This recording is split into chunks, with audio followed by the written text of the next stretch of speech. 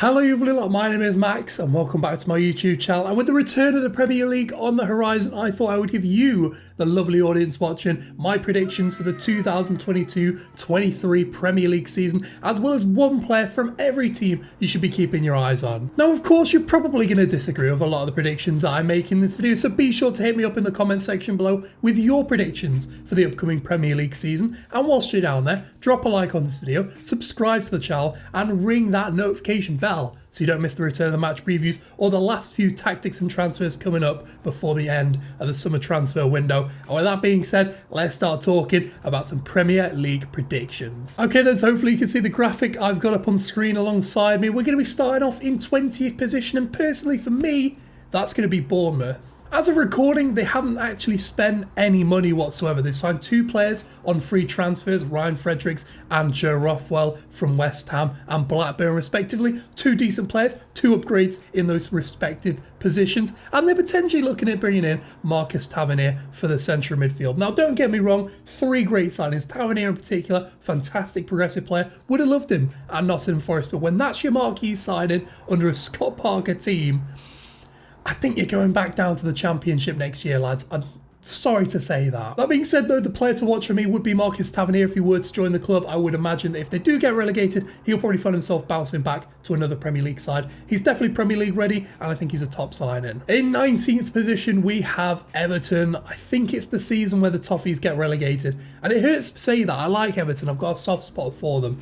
But when your big marquee signings are James Tarkowski, Ruben Vinagre and Dwight McNeil, I wouldn't necessarily imagine you can be staying in the Premier League next season. Now Lampard hasn't really been in this position as a coach or a player before. He's always been at the higher end of whatever division he's been playing at. So I don't imagine he's got the experience and potentially the confidence to get his team out of this sticky situation. And I would argue they're still probably 3 or 4 players short of a complete squad ready to try and fight for survival in the Premier League. So with that being said, what I do think they should be doing is looking at bringing in players from Chelsea. They have that connection with Frank Lampard, and I think someone like a Callum Hudson-Odoi or a Billy Gilmour could be a game changer for the Toffees. My player to watch is Dominic Calvert-Lewin, which seems pretty obvious, but for me he's the only player probably above Everton's level at the moment, and I do think after having missed pretty much all of last season through injury, he's going to be ready to bounce back and probably net 10 to 12 goals this season. Wrapping up the relegation zone, I've gone for Fulham. I feel like this one's pretty expected. I think most people are banging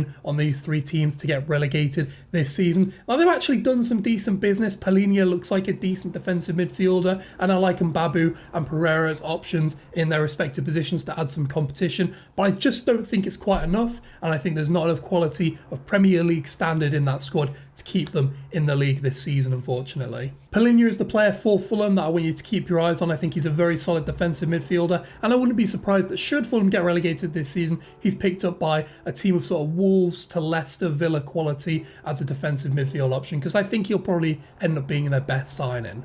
To avoid relegation in 17th place, I have gone for Brentford. And I don't want to call it second season syndrome, because I do think they'll be probably quite fine this season. I think there will be a little gap between relegation and 17th place. But they've largely been able to keep the core of that squad together from last season that did so well in their debut in the Premier League, other than Christian Eriksen. And I do think that's going to be a big miss, as it will probably prevent them from getting the best out of the likes of Ivan Toney in that squad. Now I'm sure they'll go out and sign some quality players from Scandinavia, and the business that they've done in the first place is actually pretty good. I like KEANE Lewis-Potter. I think he would be a fantastic signing for a Premier League side, and Aaron Hickey looks like he's ready to move to a bigger side than Bologna as well, so I wouldn't be surprised if they kick on well and keep them up from avoiding the drop. So I'm going to go as KEANE Lewis-Potter for my player to watch for Brentford. I think he'll have a really good season, and I think he's pretty much ready to sort of make that jump up to a Premier League side. I think Brentford's the perfect kind of club for him to do it at. In 16th, I've gone for Leeds United, and I do think they'll have a pretty decent season. I think they'll pick up some decent results, and I do think they deserve a bit of credit for how they've managed to replace Rafinha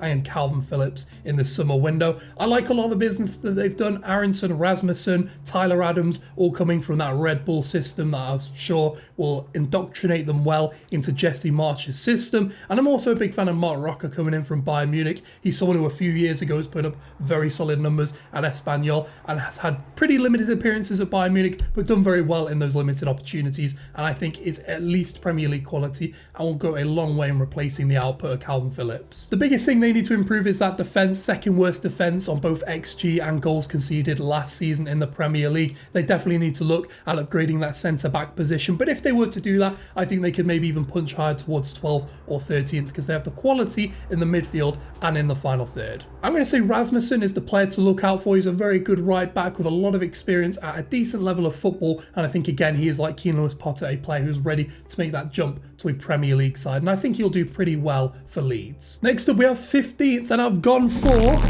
Nottingham Forest. I think we're going to finish 15th in the Premier League this season. I think it's pretty interchangeable, 14th, 15th, 16th, but in that kind of region in the Premier League this season. Now, yes, I hear you non-Forest fans, we've signed a lot of players, I understand what you're saying, but the players we've signed are perfect fits for the system that we play. If you look at things like direct attack speed and passes per attacking sequence, these are players playing for teams who rank very high for attack speed and very low for passes per sequence. That means they play for very fast, counter-attacking and direct sides. And guess what Forest are? A fast, direct, counter-attacking team. They are perfect fits for this Nottingham Forest system. Jesse Lingard is a fantastic signing. It's on a lot of money, I understand that, but I think he will do a great job in that number 10 position setting the press. And Moussa Niakhaté is the player that I want you to keep your eyes out in for the Premier League. There's a lot of talent in the final third in this team, but in terms of defensive talent, I think he's really the one to watch. His ability to spring quick counter-attacks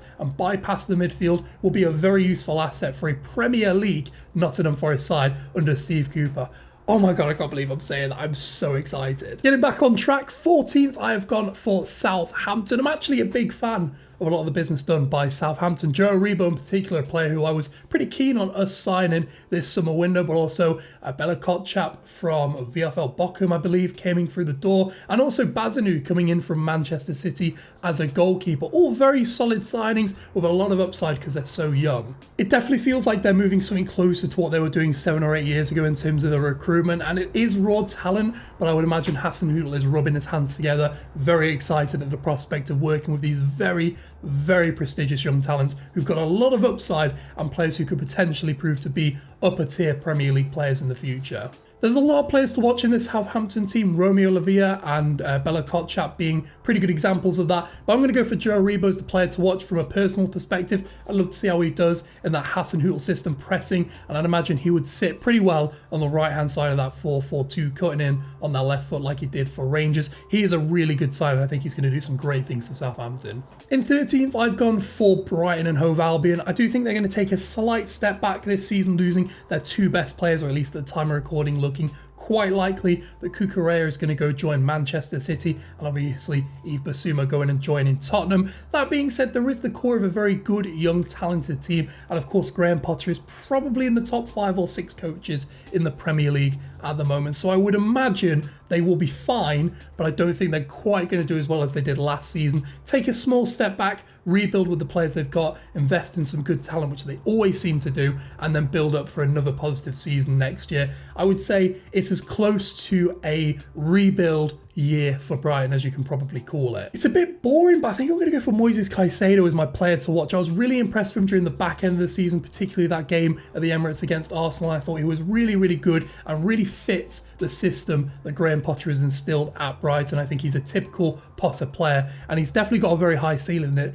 Makes you wonder why Man United never went in for him in the end. We move towards the top end of the middle half of the table with Wolves in 12th position. I think it's going to be a pretty nothing season for Wolves. They seem pretty consigned to being in that 8th to 12th position pretty much every season in the Premier League. Sign a few interesting players, sign a few flop players, and just sort of do the same thing every year. It's very much the remit that they're under, and I'm kind of sad that there isn't more ambition in the squad because there's a lot of talented players there. I like Bruno Lage. I think it's a club that deserves to be a bit higher in the league. The biggest issue for Wolves last season was their attack. They had the 4th fewest goals scored and the 4th fewest generated for expected goals. And with Raul Jimenez likely to miss the first couple of months of the season due to, I think, a groin injury, it puts a lot of pressure on the likes of Adama Traore and Pedro Neto, like it really has been in the last few seasons, with Pedro Neto coming back from such a serious injury, Adama not looking like he's definitely staying this summer. I think there could be worries in the final third yet again for Wolves. They need to get someone in who can just do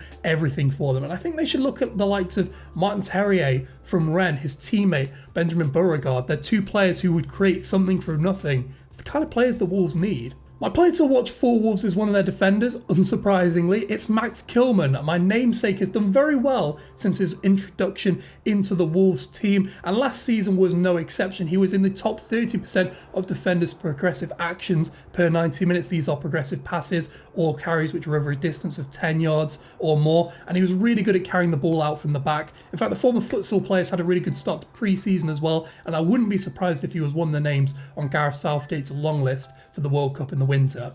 11th, I've gone for Aston Villa. Another solid season for Steven Gerrard's men, maintaining their Premier League status, but not really going too much higher than that as they look to re-establish themselves back in the Premier League. I do like a lot of the business that they've done. Coutinho adds a lot of experience to the final third, and Boubacar Kamara on a free is an absolute steal. They've done amazingly with that piece of business. And you can see the improvement in Aston Villa if you look at their XG and their XG against. Basically, from when Gerrard came in, there was a really good sort of tick upward trend in those metrics. They were generally a better team under Steven Gerrard than they were under Dean Smith, and I think we'll see that again this season, making slow but steady improvements in all facets of their game. And for me, the player to watch for Aston Villa is Jacob Ramsey. I was really impressed with him last season, particularly during the last stages of the season where he was getting more and more minutes, and his stats really are quite exciting when you look at him. Top 15% of midfielders in Europe for progressive carries last season, and also one of the best midfielders in Europe at getting touches off inside the box. So those late runs into the box,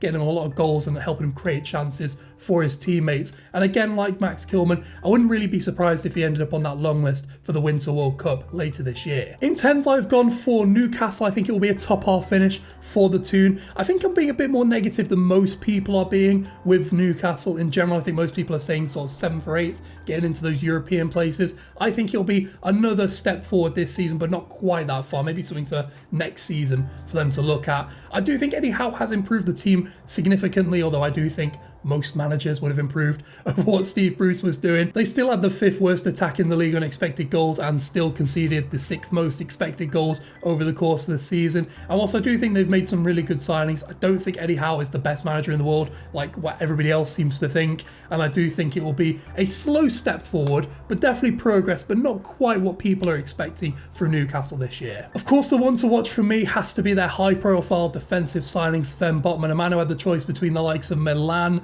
interested in him, and he's gone up to lovely Newcastle. I can attest it's a lovely city to spend your time in. I would imagine he'd probably walk into pretty much every defence in the league, bar like City, Liverpool and Spurs. I would say he's easily a Champions League quality defender, and for Newcastle to have picked him up for what actually ended up being quite a decent deal in the end, I would say is probably one of their better signings in recent years, and will probably prove to be one of the defining signings of this period for Newcastle, like a company to Man City, or like when Liverpool signed Van Dijk, someone who's going to combine everything together and take them to the next stage. In 9th, I have gone for Crystal Palace, and big man, former Red Dougie Freeman, is doing some bits down there, I've got to say. Some of the transfers they are making are incredible. Chris Richards, a fantastic defensive signing, especially potentially if you're a fan of my FIFA 21 Sunderland career mode. And I'm also a huge fan of the signing of Chet Doucouré, someone who I touted for Forest all the way back at the beginning of the window, and someone who I think will be an absolute stalwart in that Crystal Palace team this season. And I think he's going to be my player to watch for Crystal Palace. He was in the top 10% of European midfielders for progressive actions last season. He's a fantastic progressive player, but also offers a lot of bite in the defensive third, completing I think around 5 tackles and interceptions per 90 minutes, and just proves himself to be a really good box-to-box option in that midfield, almost reminiscent of Patrick Vieira, you could say, and I think he will do absolute bits for Crystal Palace. In 8th, I've gone for Leicester, and this is definitely the prediction I am the least confident on. I personally think that Brendan Rodgers has taken this team as far as he can, and I do think it's time that Leicester consider moving into a new project and hiring another manager to take them to that next stage, which I would imagine is sort of Europa League, Champions League level football. And Rodgers has delivered that during his time in charge, but I just don't think he's quite got enough to get them over the line into the Champions League. And the lack of business being done this summer is a huge issue, and I do think it's going to go either way. They're either going to have a pretty decent season and finish sort of 7th or 8th, or a really bad season and finish in sort of lower half mid-table. One thing I will say is their signings from last season, Daka and Samaria, will probably kick on now they're more adjusted to life in England and life in this Leicester City team. And with Fofana, Maddison, Barnes basically fully fit and ready to go for the new season, I feel like there'll probably be like new signings for the Foxes for this upcoming campaign. I will definitely hope to deliver more than they were able to last season, which I think will help them to around 8th or 9th in the Premier League. My one to watch for them is KEANE and Dewsbury Hall. I thought he had a really good campaign last time out, establishing himself in that Leicester team as a really good progressive player from the centre of the midfield, a good pass volume player, and someone who does a decent amount of pressing, but not a huge amount of defensive work in that midfield. I think he complements Ndidi really well as a central midfielder. In 7th, I think it's going to be the Irons, West Ham. I think they're going to be taking that Europa Conference League place for this upcoming season, and I wouldn't be surprised if Moyes takes them quite deep in that competition in this upcoming campaign, maybe even win it. I feel like they're probably one of the favourites for the competition this season, and they make some really good signings like Skamaka from Sassuolo, who was up at an XG of about 0.5 per 90 minutes, and they'll definitely get at least 9 to 10 goals from him as he adjusts to Premier League life. In terms of a player to watch, I've gone for Flynn Downs. He was really good in Russell Martin's Swansea team last season, really good midfield operator, and I think he's someone who will come quite good on the value, maybe go under the radar as one of the best signings from this summer window, because I definitely think he's Premier League ready, as are a lot of these players coming up from the Championship, having had 2 or 3 seasons to establish themselves. I think he's ready for the jump to West Ham. Now it's time to determine where the big 6 are coming this season in the Premier League, and in 6th place, I've gone for Manchester United. They've got a new face through the door in Erik ten Hag as their manager, and they've made a couple of decent signings early in the window, the likes of Lisandro Martinez and Tyrell Malacia joining from the Eredivisie. I do think they've put too many eggs in the basket of Frenkie de Jong though, and have slightly neglected maybe looking at other targets. I personally think someone like Ibrahim Sangare would be a fantastic pickup for them in the centre of midfield. I feel like I've been saying that for yonks now, but he would do a job similar to Frenkie de Jong in terms of mopping up in the defence and helping bring the ball forward progressively from the midfield. And I do like Ten Hag as a manager. I think he's got some really good ideas. I do think though this will be a case of like Klopp's first season at Liverpool, Pep's first season at Man City, where it doesn't quite all click at first, but it takes a couple of seasons to get them up to speed. But there'll be the signs of genuine improvement under the Dutchman this season, I think. My player to watch for United is Jadon Sancho. I actually think he was pretty decent last season, particularly down the back stretch where United were fighting for a Champions League place. And I do actually think he'll end up being a pretty decent signing for United in the end. I think he'll take another step forward. You got to remember the guy's like 21, 22. He's still so young and has so much to offer for this United team. Hard to call him a flop when he's so young. In 5th, I've gone for Chelsea. I would argue out of the top 6, they're probably the only team who've maybe taken a step backwards, or at least not progressed this season in terms of their squad. Whilst the signing of Raheem Sterling and Kalidou Koulibaly will add some depth and quality and experience in those respective positions, their pursuit of Jules Koundé has kind of neglected the other issues they have in their squad. They still probably need a striker. They still probably need 1 or 2 midfielders. They still need a couple more defenders as well alongside Koulibaly. And in general, I don't think there's enough depth in that team for them to consistently fight for a Champions League place, as well as being in the Champions League again this season and competing in 2 other cups as well. That being said, I do back Raheem Sterling to have a really good season for Chelsea. I am surprised more top clubs weren't interested in the England international, especially with how likely it was he was going to depart Man City this summer. And I do back him to be their best attacker this season. He already goes in probably as the best attacker at Chelsea at the moment. In 4th for the first Champions League space, I'm going to go for the Gunners, Arsenal. I'm really impressed with the business that's been done by Mikel Arteta's side this summer. Big fan of Zinchenko coming into off the cover for left back and in midfield. Big fan of Jesus. He's exactly the kind of profile of striker that Arsenal really needed to be looking at this summer, and I think that Fabio Vieira, the youngster coming in from Portugal, will offer some good competition as well in an attacking midfield or deep midfield position. Not really sure where he plays, but in that sort of midfield area, I think he'll add some really good competition there. I think Arteta's building a really exciting team in North London with this Arsenal side, and I think it's not quite ready to compete for the Premier League yet, but in 2 or 3 years' time, if they can keep their top talents, I feel like a front line of Martinelli, Jesus, and Saka could easily compete for a Premier League title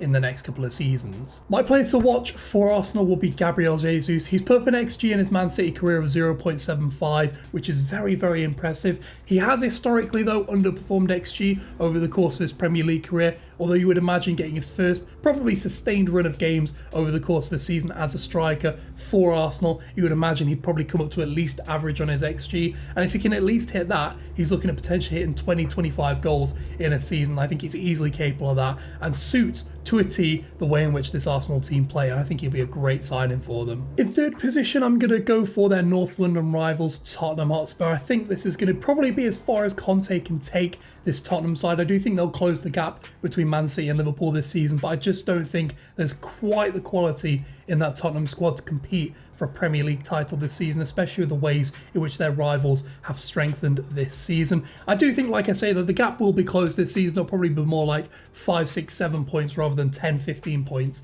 like it has in recent seasons. And I wouldn't even be surprised if they got second over like a Liverpool or a City if they had a poor season. They've also done some really good business as well. I'm a big fan of Richarlison as a backup forward. Basuma easily walks into that midfield, and Spence and Perisic add some depth at wing back, which they really desperately needed. Over the course of last season, it bulks out what was already quite a thin squad into something that could compete really on multiple fronts. For me, Tottenham's player to watch has to be Harry Kane. I think the strengthening in this Tottenham side goes really far in helping him become an even better forward, facilitating his goal scoring efforts, and I think he's probably the favourite for the Golden Boot and easily the player to watch for Tottenham, as he's probably still one of the best strikers in the world right now. In second, I've gone for Liverpool. I think Liverpool will be the runners-up in the Premier League this season. I do think they've done really well to strengthen their team, but just not quite enough to get them over the line. Now, they have done some really good business, admittedly. Calvin Ramsey's really good depth at right back and has a lot of potential, just like Fabio Carvalho coming in from Fulham, who I'm sure will get probably 1,000 minutes or so in the Premier League and do a fantastic job at adding some more creativity in the final third. And Darwin Núñez is a high potential forward. I don't think he's going to hit the ground running straight away this season. As we've seen for most signings in the Klopp era, they do tend to take a year or two to get adapted to his system. It's quite a demanding system. That's quite a lot of the players, and I do think it will take them a little while to adjust to it. In terms of players to watch for Liverpool, it has to be Mohamed Salah, the man who got the Golden Boot alongside Son last season, and you really can't look much further than him being one of the favourites again to get his Golden Boot this season. Easily one of the best forwards in the world and easily the player to watch for Liverpool. So that must mean that in first position we have Manchester City. I do think that they will take a small step back this season just due to the loss of talent from that squad. Jesus and Zinchenko going to Arsenal, Bernardo Silva still looking like he might be leaving, and obviously Sterling going to Chelsea as well. But what they have added is some really good depth in those positions. Haaland, of course, the star forward. Alvarez looking like a really talented wide attacking player, and potentially Cucurella, depending on when you're seeing this, would add some good quality at left back, which Zinchenko vacates from his departure. Of course, Haaland is the man to watch for Manchester City. He is arguably one of the best strikers in the world, although I do think he will probably pick up an injury or two. He has a habit of picking up little niggly injuries over the course of his career. But I will say, actually, let's go for Alvarez as the player to watch for Man City. Everyone's going to say Haaland, so I'm going to go for someone a bit different. Obviously, Pep seems keen to get Alvarez some minutes this season, and I do think if that were to happen, he'll impress a few people. From what I've seen of him, he looks like a really good, progressive, attacking forward player, can play off the right, can play through the middle, and has done really well at youth level for Argentina and for River Plate during his time in Argentinian football. I think he's going to be one to watch for Man City. There you go then, there's my Premier League table for the 2022-23 season. I hope you'll agree. I'm sure you won't. For what it's worth, I think that Norwich, Middlesbrough and Sheffield United will be the teams promoted from the Championship to the Premier League next season. And let's say Bayern, they're going to win the Champions League this season. Be sure to leave a comment on this video telling me how impressive my predictions were, how correct my massive brain is at getting these Premier League predictions correct. Of course, let me know what you think of your own predictions in the comment section below. And whilst you're down there, drop a like on this video, subscribe to the channel and ring that notification bell so you don't miss the return of the match previews next weekend when we kick things off against Newcastle at St James's Park. With that being said though, enjoy the rest of your weekend, Reds. Enjoy your week. Let's get the Premier League ready. I will see you later.